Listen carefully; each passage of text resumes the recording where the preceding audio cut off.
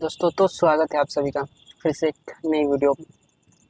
और आज मैं वैसे हम्म, आज मैं एक फिनेंशियल टॉपिक को लूँगा कि आपको अपने लाइफ में ना पैसों का ज्ञान होना, ये फिनेंशियल नॉलेज होना ना कितना ज़रूरी है। आप यदि आपका एज लगभग 14-15 साल अगर हो रहा हो, ठीक ना, जनरली मेरे जो सब्सक्राइबर हैं उनमें कहीं लाइफ पे बच्चे आते हैं, इसलिए मैं चाहा कि ये वीडियो जो है ना स्पेशल उन बच्चों के लिए बनाया जाए जो 9th 10th 12th में अभी हों। और उस टाइम हमारा ऐसा एजुकेशन सिस्टम है ना दोस्तों कि जीरो फाइनेंशियल नॉलेज वहाँ पे दिया जाता है। मतलब कोई फाइनेंशियल नॉलेज, कोई फाइनेंशियल स्टडी वहाँ पे नहीं कराई जाती है 10th तक में जितने भी नॉलेज होते हैं, जितने भी स्टडी उस टाइम हमारा, जिसने भी ये जो एजुकेशन सिस्टम है जिस टाइप का ये बना हुआ है, ये बिहार का जो एजुकेशन सिस्टम जिस तरह से बना हुआ है ना 10th तक 12th तक, उसमें कोई भी फाइनेंशियल नॉलेज है ही नहीं।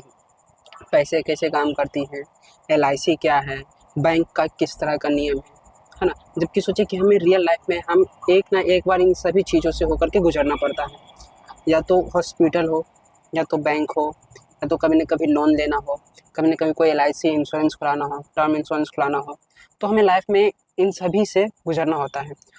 और तो ये नॉलेज अगर आपके पास ना नहीं अगर होगा ना 14-15 साल में, तो आपके साथ, आपके पेरेंट्स के साथ कुछ अगर हो जाएगा गलत ना, तो आपको पता भी नहीं चलेगा।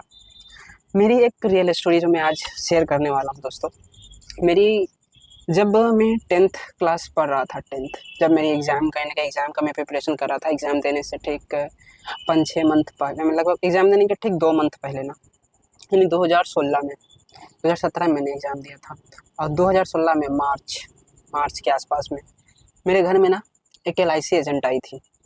और उनका ये, वो जब आई घर में, तो मेरी माँ तो एक भी क्लास पढ़ी नहीं थी, मेरे पापा पढ़े थे, लेकिन फिर भी उन लोगों को, जब मैं यार 10th क्लास में हूँ, मुझे वहाँ पे नॉलेज नहीं है फिनेंशियल का, LIC का, टर्म इंश्योरेंस का, है ना, टर्म इंश्योरेंस क्या होता है, आपका मनी बैक पॉलिसी क्या होता है, बहुत सारे पॉलिसी हैं जो जिसके बारे में पता नहीं है, और इन्फ्लेशन क्या होता है, ये महंगाई दर क्या होती है, बैंक का किस तरह से वर्क होता है, कुछ भी उस टाइम मालूम नहीं होती है।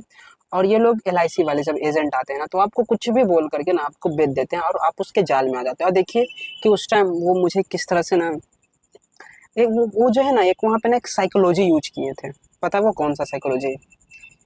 उस साइकोलॉजी का कोई ना कोई स्पेशल नाम है जिसके बारे में मैं बाद में बताऊंगा। ऐसे मैं बता देता हूँ, अभी मैं लैपटॉप को बंद कर देता हूँ, क्योंकि इसमें आज जो भी बताऊंगा ना वो लैपटॉप से बताऊंगा, और मैं यहाँ पे कुछ फाइनेंशियल डाटा शेयर करने वाला हूँ, इसलिए मैंने इसे लाया, लेकिन इसमें चार्ज बहुत कम है।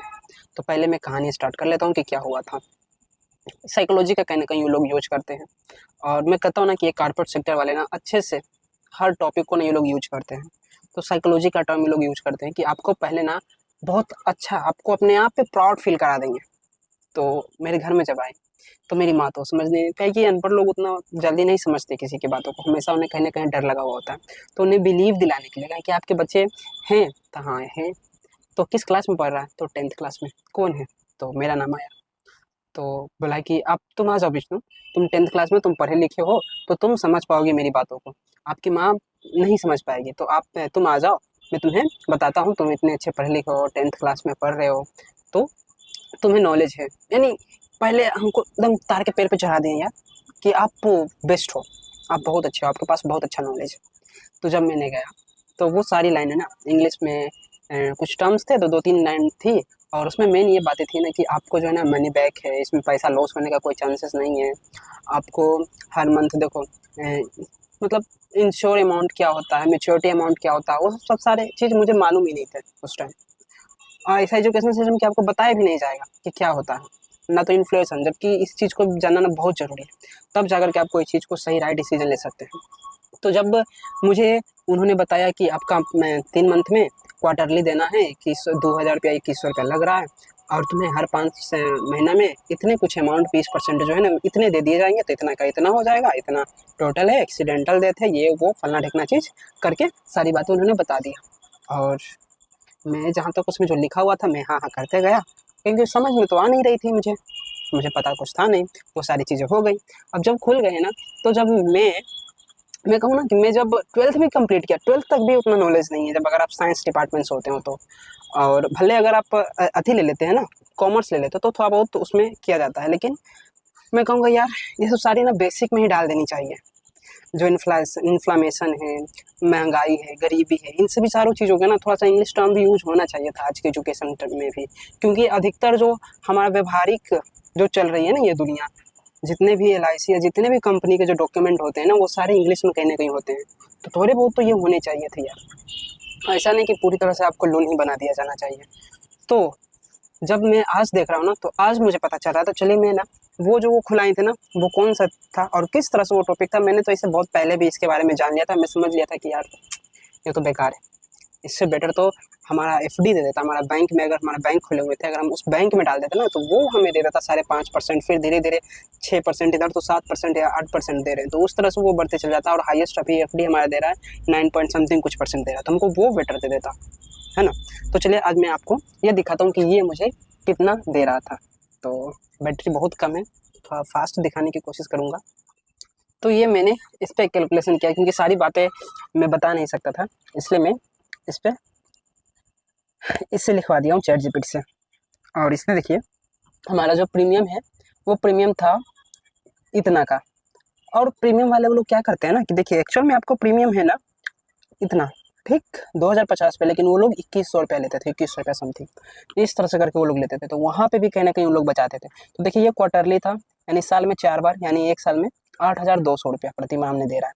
हमारा पैसा कितना हुआ वो हम यहाँ पे कैलकुलेट करें। 15 साल तक हमको ये जो है ना प्रीमियम देना है, तो ये टोटल 1,23,000, 1,23,000 तो हमारा ही पैसा हो गया, ठीक ना। टोटल इतना तो पैसा हमारा पेड हो गया LIC को। सोचा वो भी कितना लंबा समय है, 20 साल तक के लिए। 15 साल तक भरना, 5 साल लॉक इन पीरियड में रहेगा। अब यहाँ देखिए, तो ये हमारा पॉलिसी है, ठीक ना। और 20 साल, देन 5 साल पे एक मनी बैक देगा 20%, यानी 20,000, फिर 10 साल पे, फिर 15 साल पे, और उसके बाद फिर 20% ये देगा, वापस करेगा। ये तो मनी बैक हो गया। और लोग जो है ना इसी के कारण कि चलो यार मेरा पैसा जो है ना वो बैक आ रहा है, मिल रहा है मुझे, तो इसको लेकर के भी ना लोग खुश हो जाते हैं कि चलो हम जितना जमा करता हूँ तो नहीं दे रहा है, लेकिन एक्चुअल में आपका 20% दे रहा है, 80% तो पैसा आपका रख रहा है। इस बात को कोई नहीं देखता, वो बस इस बात पे ध्यान देता है ना कि अरे 20,000 मिल रहा है, लेकिन ये नहीं देख रहा है कि उसका 20% ही मिल रहा है। अब ये देखिए नेक्स्ट, अब फाइनल जब मेच्योर होता है ना 20 साल के बाद, तो आपको पैसा मिल रहा है ये 40,000, ये इतना बोनस, एंड देन इतना, यानी टोटल अभी आपका 63,000 इतना रुपीज़। यानी मैक्सिमम मैं बता दूँ ना फटाक से, तो टोटल वैल्यू जो है ना आपको 1,75,000 समथिंग, यानी कि आपका जो प्रॉफिट है ना वो मुश्किल से इतना से इतना ही बन रहा है, इतना से इतना, यानी 52,000 से 57,000 के आसपास में। और ये टोटल जो अगर देखा जाए बढ़िया से, तो ये 20 साल में कुल लाभ का कितना % हुआ, मात्र 40 से 45% ही हुआ, सोचिए। और सालाना अगर देखा जाए तो ये 4.5 से 5% के बीच में ही दे रहा है, समझ सकते हैं यार। और ये एक्चुअल में मैं फिर देखिए ये एक्चुअल में इन्फ्लेशन को बीट नहीं कर पा रहा है। मैं तो इधर बहुत सारे फाइनेंशियल पढ़ा हूँ, कुछ बुक्स पढ़ा हूँ, फिर कुछ वीडियो देखा हूँ, एंड देन उसके बाद जब मैं BA में गया तो वहाँ पे मैंने जब बुक्स पढ़ा, जब जाना कि यार इन्फ्लेमेशन जैसी भी कुछ चीज़ें होती है कि हर साल आपका कुछ 6% या 7%, और कुछ चीज़ों में तो भाई 200%, 300% भी बढ़ता है। जैसे कि कुछ कैसे दाम देख लीजिए ना कि आज कोई किसी का दाम है मान लीजिए 10 रुपया, वो नेक्स्ट ईयर 20 रुपया हो जाता है, यानी सोचिए 100% बढ़ जाता है। और ओवरऑल जो है ना इन्फ्लेमेशन जो है ना वो 6% 7% दिखाया जाता है, लेकिन एक्चुअल में बहुत ही बढ़ता है यार। ये जो कागज़ पे दिखाया जाता है ना वो टोटल एवरेज करके वो चीज़ दिखाई दे। तो फिर मैंने इससे ना एक और सवाल पूछा कि यार ये तो बहुत ही घटिया है भाई, है ना। तो इसने कहा कि यार तुमने सच बोला, रिटर्न की दृष्टि से ये बिल्कुल ही मतलब बिल्कुल ही बहुत ही घटिया या फिर बहुत ही लो है। ये इन्होंने बोला कि बिल्कुल सही पकड़े हो तुमने। LIC का ट्रेडिंग पॉलिसी जैसे कि मनी बैक, इन्वायरमेंट, जीवन, ये सब सारी चीज़ें जो है ना इन्वेस्टमेंट के हिसाब से बहुत ही कमज़ोर मानी जाती है। थोड़ा विस्तार से मैं इसे बताता हूँ। तो देखिए बहुत ही लो रिटर्न है इसमें। 20 साल में औसतन कितना दे रहा है, 4 से 5% ही मिल रहा है। इन्फ्लेमेशन को भी बीट नहीं कर पा रहा है। मैं बोला था ना इन्फ्लेमेशन को भी ये बीट नहीं कर पा रहा है। इन्फ्लेमेशन ही 8% 9% जा रही है। यानी कि सोचिए आप अगर 100 रुपया आज कोई सामान इस टाइम में, यानी कि 2025 में अगर कोई सामान 100 रुपया में जितना क्वांटिटी खरीद रहे हैं, सेम उतना ही क्वांटिटी खरीदने के लिए आपको नेक्स्ट 2026 में, अगर 2025 से 2026 में खरीदने में आपको पैसा पड़ जाता है 110 रुपया, या फिर 106 रुपया 107 रुपया इतना लगता है, और एक्चुअली में ये चीज़ें तो और भी ज़्यादा हो जाती हैं, है ना। लेकिन पेपर पे जो दिखाया जाता है ना गवर्नमेंट के जो पेपर में दिखाया जाता है उसमें दिखाया जाता है कि इन्फ्लेमेशन जो है 7% बढ़ा, 6.5% बढ़ा, इतना ही दिखाया जाता है। तो सोचिए उसको उससे भी ये कम है, ये दे कितना रहा है, मुश्किल से 5%, है ना। हाईएस्ट इसमें 5% दे रहा है, और 15 साल तक 20 साल तक का वो लॉक इन पीरियड, 20 साल तक कुछ भी नहीं कर सकते। तो ऐसा कुछ है। तो ये सब सारी चीज़ें थी, और इसमें एक बात ये बोली गई है ना कि आपको जो है ना ये इंश्योरेंस जो है ना ये इंश्योर्ड है, यानी कि मतलब सेफ है, प्रॉपर जो है ना सेफ्टी है, इसमें किसी तरह का नुकसान या बुरा नहीं है। इसने ये एक लाइनें बोल दी है, ठीक ना, कि हाँ इसमें की गारंटी सेफ्टी देता है, जीरो जीरो मार्केट रिस्क है इसमें। मगर एक बात बोलूँ, ये जो LIC है ना दोस्तों 2016 में खुली, 2016 में, और आज यानी कि 2025 चल रहा है, यानी 9 साल। इस 9 साल में अगर हम कोई RD करा लेते ना, या कोई फिक्स डिपॉजिट भी करा लेते ना, तो कम से कम 5.5% मिलता।